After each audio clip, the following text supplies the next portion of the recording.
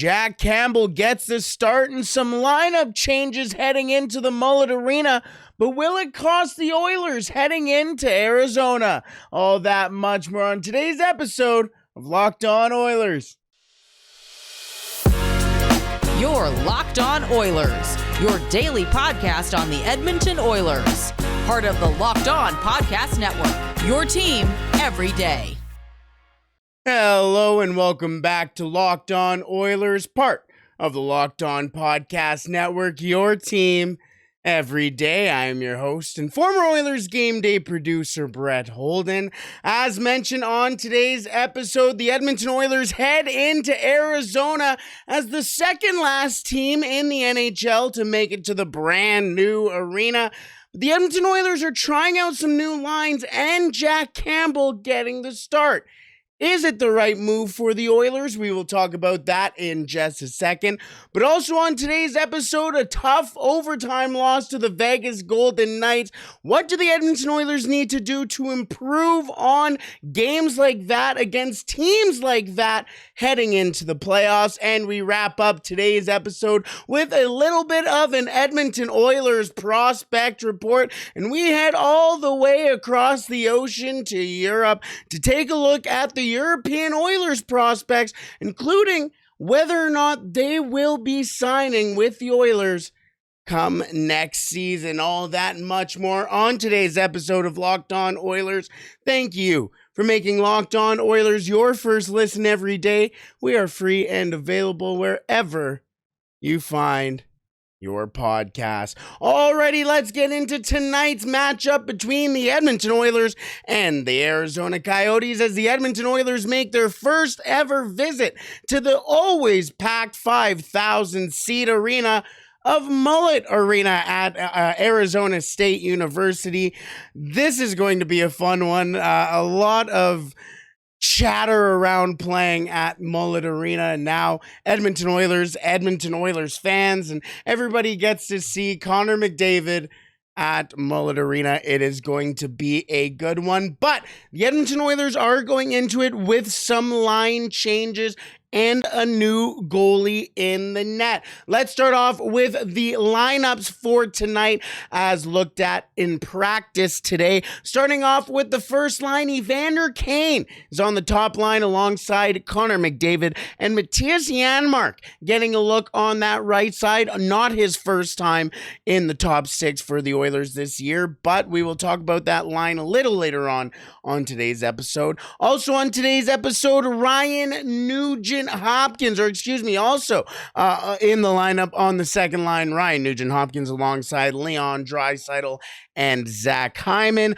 Warren Foegele on the third line alongside Nick Bjugstad and Kyler Yamamoto. And on the fourth line, Klim Kostin alongside Devon Shore and Derek Ryan. The defense looks like this: Darnell Nurse alongside Cody Ceci, Matthias Ekholm skating alongside Evan Bouchard, and Brett Kulak will be with Vincent Desharnais. As mentioned, Jack Campbell will get the start tonight for the Oilers, which is different from the last time these two teams played. And Stuart Skinner got the start last week against the Arizona Coyotes. He didn't really have to do much, only had to stop 17 shots fired his way. 14 of those he did get in front of. The Edmonton Oilers would go on to win that game 4-3 in overtime. Connor McDavid, of course, getting his 60th goal of the year in that game against the Arizona Coyotes. Ryan Nugent-Hopkins also getting 2 goals in that one, and Leon Draisaitl 4 points on each, 4 assists on each of the Oilers' 4 goals in that one. The Edmonton Oilers will likely not need to lean on those 3 players in this one, but you never know. The Arizona Coyotes have one of the best home records in the NHL, which is pretty interesting considering all the flack that everybody gave the Arizona Coyotes for playing at a university. But as mentioned, the Edmonton Oilers are the second last team to visit the Mullet Arena. Will that be a difference in the game? How is it going to be an adjustment for the Edmonton Oilers, basically playing in an arena that they would play in when playing the Vancouver Canucks and Penticton type deal? Maybe, maybe not. Still an NHL game that has real NHL implications. And it does beg the question as to how the Arizona Coyotes will deploy themselves against one of the best teams in the Western Conference. Not much to report on when it comes to the starting goaltender. We aren't sure who will start in net for the Coyotes as of right now, but the likely defensive pairings look a little different than the last time the Coyotes and the Oilers played. The new pairings for the Arizona Coyotes look like this: J.J. Moser alongside Patrick Nemeth, Uso Välimäki alongside Victor Soderstrom, and Connor Mackey alongside former Edmonton Oilers prospect Michael Kesselring. Now, the last time these two teams played, Välimäki was with Kesselring. Moser was alongside Nemeth, so the same thing, but they have been elevated. And Connor Mackey was alongside Victor Soderstrom. Will the jumbling around of a lot of inexperienced defensemen? I mean, Moser's played about 100 games in his NHL career, if that even. Patrick Nemeth is really the most veteran player on this back end next to Uso Välimäki. So not saying much for that team. Soderstrom, Kesselring in their first year. Connor Mackey on and off in his NHL career as well. So we shall see. Puck drop at 8 o'clock at Mullet Arena in this one. As mentioned, Jack Campbell will get the start. Did win his last start as well for the Edmonton Oilers, so maybe riding a little bit of the hot hand, wink, wink, nod, nod in this game. But let's move on to the Vegas Golden Knights game, or I guess kind of look back to that Vegas Golden Knights game as the Edmonton Oilers deployed that McDavid, Kane, and Janmark line in that game. How did that line fare for the Edmonton Oilers? Why could it be trouble for the Oilers tonight, or could it be good for the Oilers tonight heading into Arizona? And what also led to the Oilers' loss against the Vegas Golden Knights? We will talk about that in just a second, but first, today's episode is brought to you by Athletic Greens. Today's episode is brought to you by a product I use literally every day. AG1 by Athletic Greens. Maybe you're like me and want to be healthy and eat well, but it's always easier said than done. That's no longer the case with AG1. With one delicious scoop of AG1 in a glass of water each day, you're absorbing 75 high-quality vitamins, minerals, whole food source superfoods, probiotics, and adaptogens to help you start your day right. This special blend of ingredients supports your gut health, your nervous system, your immune system, your energy, recovery, focus, aging, all of the things. It can be hard and expensive to keep track of multiple different supplements and vitamins, not to mention how hard it can be on your stomach. AG1 costs you less than $3 a day. You're investing in your health, and it's cheaper than your cold brew habit. Right now, it's time to reclaim your health and arm your immune system with convenient daily nutrition. To make it easy, Athletic Greens is going to give you a free 1-year supply of immune-supporting vitamin D and 5 free travel packs with your first purchase. All you have to do is head to athleticgreens.com/NHL network to take ownership over your health and pick up the ultimate daily nutritional insurance. Alrighty, let's move on and look back to the Vegas Golden Knights game over this weekend as the Edmonton Oilers lose 4-3 in overtime to the number 1 team in the Pacific Division. A tough loss for the Edmonton Oilers. But why did they lose? And you may be shocked as to just how much Evander Kane, Connor McDavid, and Mattias Janmark really played in this game. So how much did they attribute to the loss or success to the Edmonton Oilers in this game?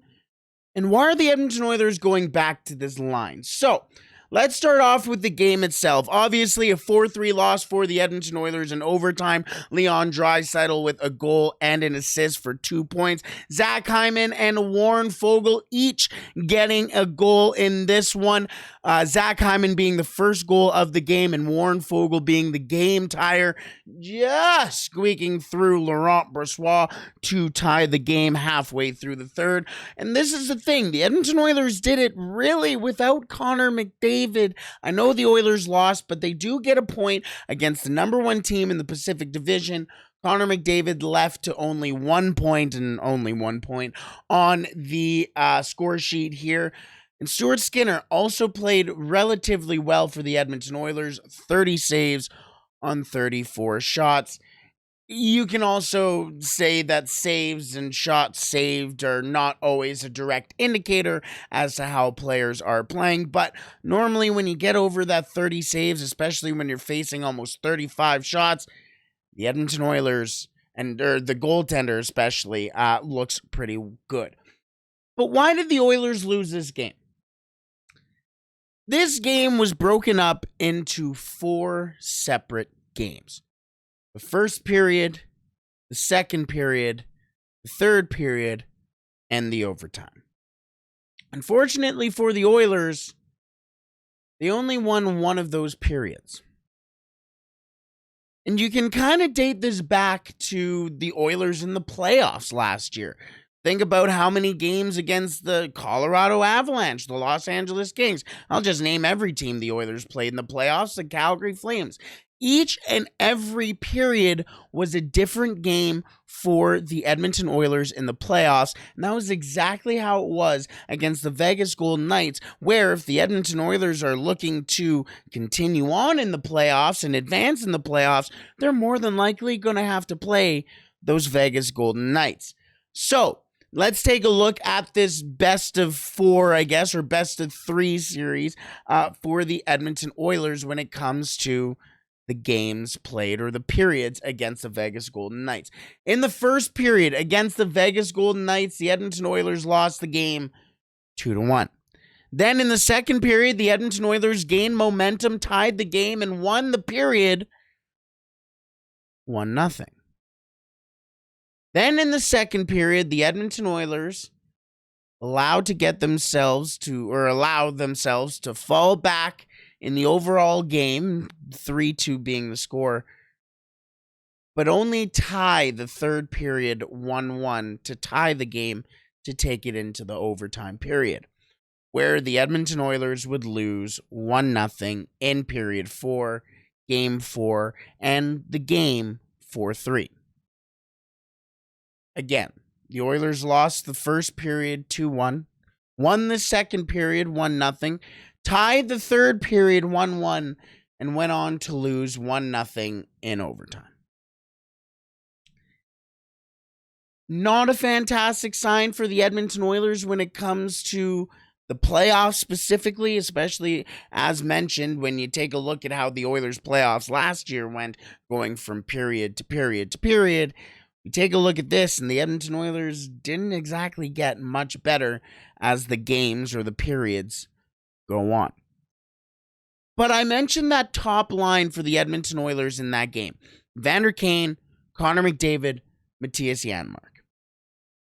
That line for the Edmonton Oilers against the Vegas Golden Knights played 7 minutes and 3 seconds together, which was the second most amongst Edmonton Oilers forwards lines, behind only Zach Hyman, Leon Draisaitl, and Ryan Nugent-Hopkins. The Edmonton Oilers, the expected goals for Evander Kane, Connor McDavid, and Matthias Janmark sat at a .265, which was 4th best for the Edmonton Oilers, behind that Hyman, Draisaitl, McDavid, or Hyman, Draisaitl, Nugent-Hopkins line, excuse me. Then the second and third lines, or second and third when it comes to expected goals for in this game against the Vegas Golden Knights, are 2 of almost the exact same line with 1 different winger. Second in expected goals for against the Vegas Golden Knights was the line of Warren Foegele, Nick Bjugstad, and Derek Ryan. The third best line when it came to expected goals for against the Vegas Golden Knights was Warren Foegele, Nick Bjugstad, and Kyler Yamamoto, which is the exact same line the Edmonton Oilers are going with on the third line tonight against the Arizona Coyotes. Then came the line of Evander Kane, Connor McDavid, and Matthias Janmark. That first team, or that first line in expected goals, of course, being Hyman, Draisaitl, Nugent-Hopkins. Now you're starting to kind of see where the Edmonton Oilers' minds are at in this.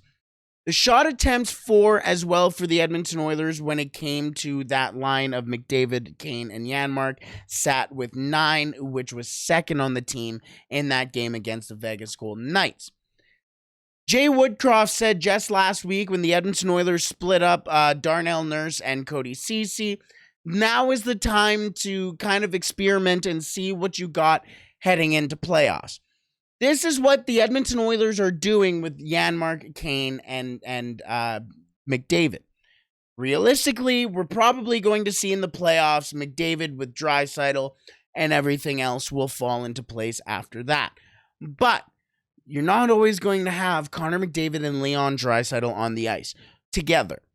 So what are you going to do when they're not on the ice together in the playoffs? This is a predecessor to what the Edmonton Oilers are going to do in the playoffs with their lines, but also seeing what the Edmonton Oilers do have when it comes to when they do jumble their lines up. They're not afraid to go 11-7. They're not afraid to overshift McDavid and Draisaitl, and we saw it in the playoffs last year. This is no different. So, when you see Kane, McDavid, and Janmark on the ice tonight, don't cringe. The Edmonton Oilers might be doing something we don't really understand yet. Either way, tonight, puck drop, 8 o'clock. Unfortunately, the Edmonton Oilers are trying to bounce back from a loss over the weekend, but they get the Arizona Coyotes, so little give, a little take. Alrighty, let's wrap up today's episode with a little bit of a Edmonton Oilers prospect report from across the pond heading over to Europe. We will talk about that in just a second. But first, today's episode is brought to you by Built Bar. Looking for a delicious treat but don't want all the fat and calories? Then you gotta try Built Bar. Listen, I know eating healthy is not always the easiest, considering most of the time you have to sacrifice taste, and I gotta sympathize with you. That is a very difficult thing to do. But it is easy and attainable with Built Bar. I don't understand how they do it, but healthy is actually tasty. Seriously, they are so delicious, you won't think they're good for you. Perfect for that New Year's resolution. So, what makes Built Bar so good? Probably the fact that they're built with 100% real chocolate. Yes, real chocolate is used by those at Built. Plus, they have so many undeniably delicious flavors like churro, peanut butter brownie, and coconut almond. Oh my goodness, I am drooling just thinking about it. Plus, I'm not sure how Built does it, but these Built Bars taste exactly like a candy bar, all while maintaining amazing macros. What's even better is that with their health, is that they even get 130 calories, 4 grams of sugar, and a whopping 17 grams of protein in this bar. You get all of that in one bar. If you're lucky enough to have a Walmart or a participating Walmart or a Sam's Club around you, make sure you pick up a box today. You can thank me later. Alrighty, let's wrap up with today's Edmonton Oilers prospect report, heading all the way to the other side of the pond, heading to Europe. And we have 6 Edmonton Oilers prospects to talk about, including a brand new one that the Edmonton Oilers acquired for Jesse Puljujarvi. Yes, I'm talking about Patrick Pistola, who we're going to start off with this today's episode, I guess, or today's iteration of the Edmonton Oilers prospect report. Patrick Pistola, as mentioned, acquired by the Oilers in that trade for Jesse Puljujarvi. Later that day, the Oilers would go on to acquire Mattias Ekholm, but Puistola is a pretty interesting story. 60 games played so far this year in Jukurit in Liga in Finland. 16 goals, 24 assists, 40 points. He is an absolute offensive threat and can play either wing. So he's getting a lot of love talking about his versatility on each wing and his offensive upside. Now, the Liga season has wrapped up, and the Edmonton Oilers do need to sign Puistola before June 1st, before he becomes a free agent. And the Edmonton Oilers would lose him for basically free, basically at the cost of trading Jesse Puljujarvi. Now, the thing is that I know a lot of people get caught up in that, oh, he's gone by June 1st. The Oilers have to sign him by June 1st. Why would you trade for a guy who's potentially a free agent? You can lose him for free. Well, unlike most people who are putting their trades into Chell and just going, yeah, no, we'll trade for this guy. The Edmonton Oilers have scouts who have watched Patrick Puistola before, and in fact, I'm sure the Edmonton Oilers were probably quite interested in him when it came to the 2019 draft, where he was selected 73rd overall in the third round. Yes, 73rd overall. This isn't just some random prospect. He was a top 100 pick in the 2019 draft. The Edmonton Oilers would have some background and a little bit of idea of whether or not he would or would not sign with the Edmonton Oilers when his season does end. Now, March 11th was the last game for Jukurit in Liga. The Edmonton Oilers are looking to add players to the Bakersfield Condors. You saw the addition of Carl Berglund just last week for the Edmonton Oilers, and that was to bring more professional contracts to Bakersfield.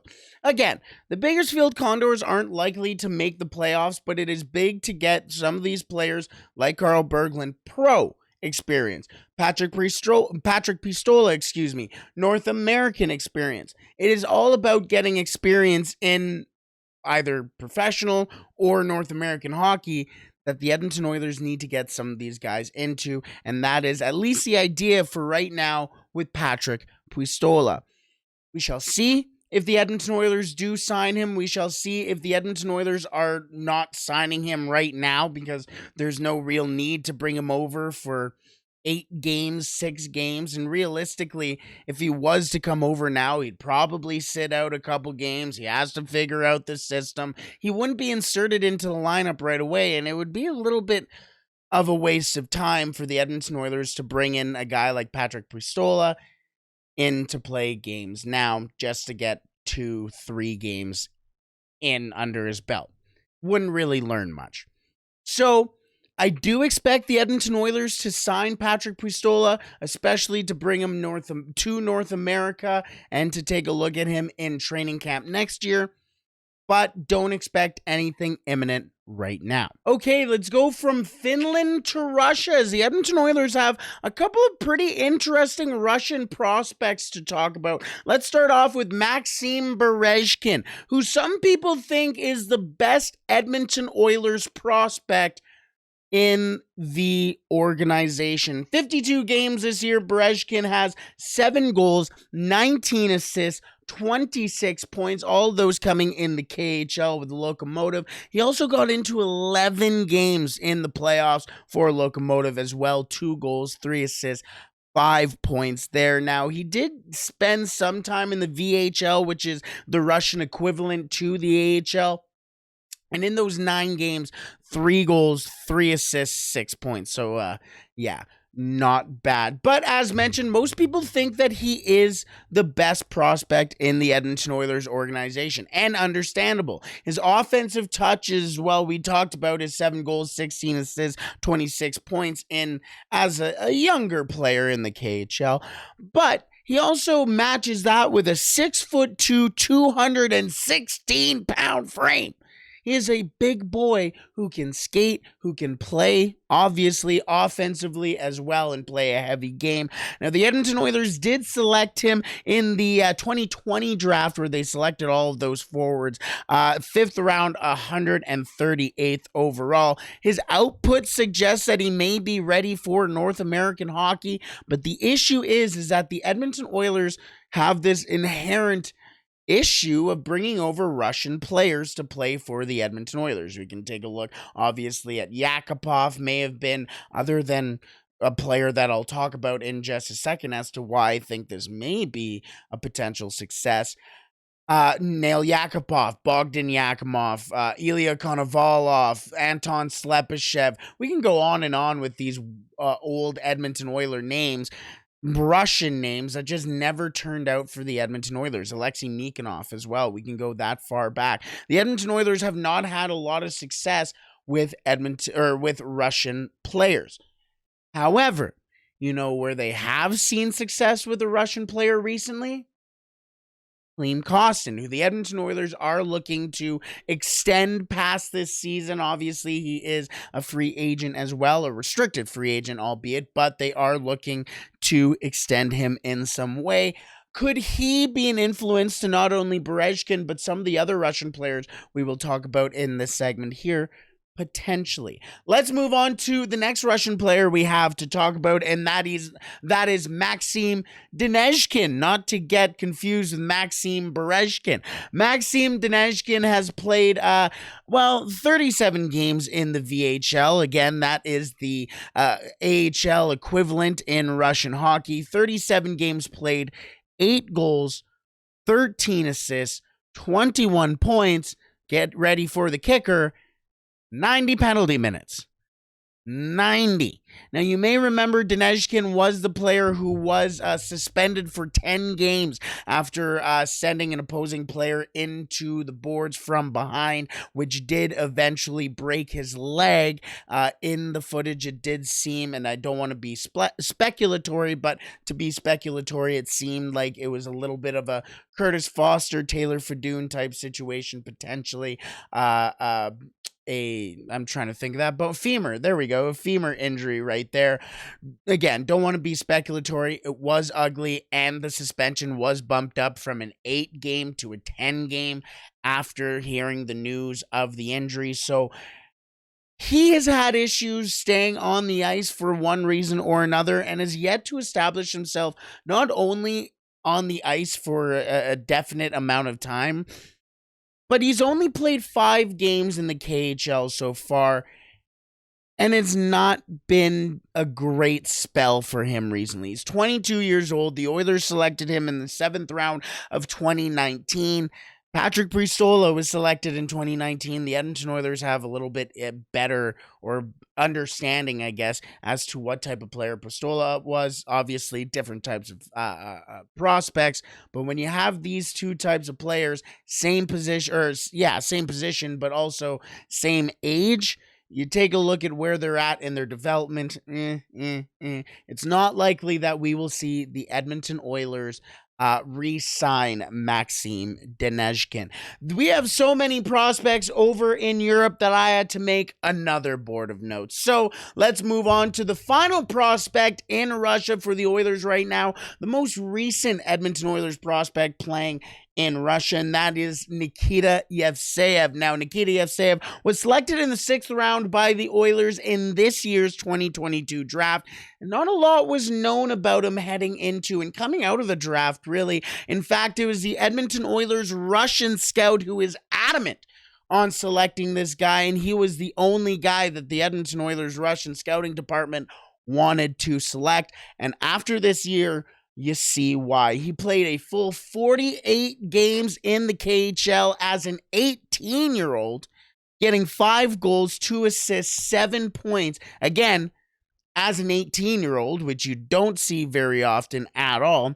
He averaged 10 minutes and 59 games, 59 minutes, 10 minutes, 59 seconds. There we go. You heard it. 10 minutes, 59 seconds on ice each game.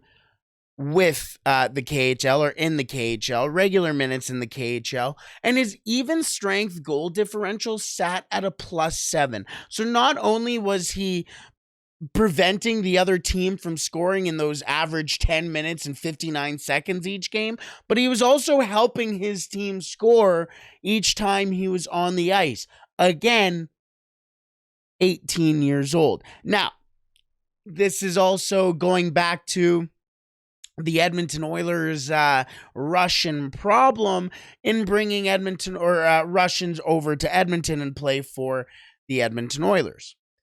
As mentioned, though, it sounds like the Edmonton Oilers scouts adamant on picking him. They want him in the organization. The Edmonton Oilers have had a recent success story with a Russian in Klim Kostin. Could he help bring over Nikita Yevseyev? He is, as Tyler Wright, the head scout of the head manager, head person of amateur scouting for the Edmonton Oilers, he said that he is bigger than what they say he is on his lineup card. So he could be a very interesting name to watch out for in the next couple of years. Nikita Yevseyev, as mentioned, playing 48 games as an 18-year-old in the KHL. Big time minutes. Interesting prospect for the Oilers. Alrighty, let's wrap up today's episode with the last two prospects, both of them playing in Sweden right now. The first one being Jeremias Lindewall, who the Edmonton Oilers selected in the 2020 draft. Another one of those forwards that the Edmonton Oilers selected in that 2020 draft. 35 games played, 2 goals, 4 assists, or 6 points, in the Allsvenskan for Lindewall. However, he was an offensive threat in the lower leagues in Sweden. However, now being in the second best league in Sweden, not even the best league in Sweden, the second best league in Sweden, he's been having some struggles scoring, finding the back of the net. He has been a good net front presence in the past, but it seems unlikely that he will be signed by the Edmonton Oilers or re-signed signed, because he never signed an ELC. He'll probably end up becoming a free agent at some point. He started off maybe as an outside fringe bubble prospect in the future. The future's here and just didn't really get much done in those few years. Seems like somebody that we will let go of at some point either way. But there is one other prospect in Sweden that may have a little bit more promise, and he was the only goaltender the Edmonton Oilers drafted in last year's draft, kind of rather controversially at the time. Now, that is Samuel Jonsson, who has seen a very good progression over this past year. Last year, he had a .883 save percentage. This year, at Rugla of the Allsvenskan, a .902, moving up from .883 to .902 in the regular season. Very impressive. Also chipping in with 2 shutouts, a 2.65 goals against average, and a 13-14-0 record. Now, he is 2-0 in the playoffs in Sweden with a 2.45 goals against average and a .928 save percentage. He is getting older and not getting older, I should say, but he's developing, getting older in that sense. He is a big goaltender, so is 6'5", 201 pounds, so you still need that goaltender to grow into himself in some way. However, I mentioned he was the only Oilers goaltender, or the only goaltender that the Oilers selected in last year's draft, and I said rather controversially, as there were some other goaltenders on the board that the Edmonton Oilers could have taken a look at and kind of more to the forefront. A player that I named on this show that I thought the Edmonton Oilers might take a look at in the draft was Thomas Milic. Now we all know how Thomas Milic did with Team Canada. Everybody now wants Milic in their organization. We will see where he goes in the draft. But the Edmonton Oilers selected Samuel Jonsson over Milic for a reason. What that reason is, we shall find out in years. But right now, it is not a good time to really measure where Jonsson is at. Next year will be the big measuring stick for Johnsson as he continues to develop in the Allsvenskan. Alrighty, that is it for the Edmonton Oilers Prospect Report and it for today's episode of Locked On Oilers. The Edmonton Oilers head down to Arizona tonight for an 8 o'clock puck drop at Mullet Arena, the second last team to see that beautiful brand new arena at Arizona State University. Hopefully it is going to be a fun one. I do want to send out one last sad note before we wrap up today's episode. Edmonton Oilers superfan Byron Isfeld unfortunately passed away over the weekend. Now, you may know Byron or recognize Byron as the Connor McNelson, or Willie McNelson, I should say. Gave a great vibe to the Edmonton Oilers fans in Rogers Place when he was shown on the Jumbotron, shown on TVs all around Edmonton, and really gave the Edmonton Oilers a great face on national television, and just wanted to send him and his family the utmost and most loving condolences over to his way. All the best to him and his family. Hopefully the Edmonton Oilers can get a win tonight in your honor, in your name, and we can all play La Bamba, baby.